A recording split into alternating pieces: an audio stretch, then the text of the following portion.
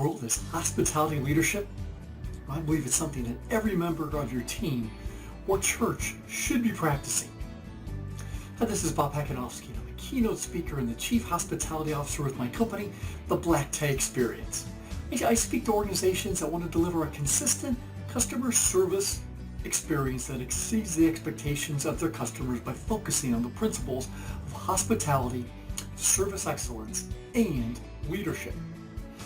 See, I believe when this happens, you'll then be able to create your own black tie experience, or whatever you want to call it, for your organization. And I take the same approach with my seminars and workshops that are faith-based. The Gallup study tells us that only 33% of employees today are actively engaged at work. And this lack of engagement spills over to our personal life and how we interact with others in our churches and our community. And if you're involved in your church, I would maybe even say that only a third of our people are actively engaged as a member of the church. Why is this? Well, it goes back to our businesses. Think about it. Morale is low. People are worried. They're being worked harder and appreciated less and less. And can we say the same thing with our churches? You know the 80-20 rule, right? That's where 80% of the work gets done in our churches by only about 20% of the members. Why? Sometimes we just don't let anyone else in. You see, I think we have plenty of bosses and supervisors or committee chairs.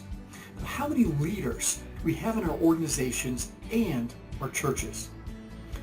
I believe that everyone has the capability of becoming a leader. You just don't need a title for that. You need the right mindset. How do we get or change this mindset? It starts with not just leadership, but hospitality leadership. So, what in the world is hospitality leadership? First of all, here's my definition of hospitality. It's that art of making a personal and or emotional connection between you and someone else. It's about being in the people business first. And isn't that what we should be focusing on first? Our people? How many people in your church are you connecting with on a personal and emotional basis? And how are you making them feel about volunteering and working right alongside others to accomplish a goal or project? In this seminar, we'll look at the 8 traits of hospitality leadership while reviewing one of the most well-known chapters in the Bible, 1 Corinthians chapter 4. You know it, right? We hear it at almost every wedding service.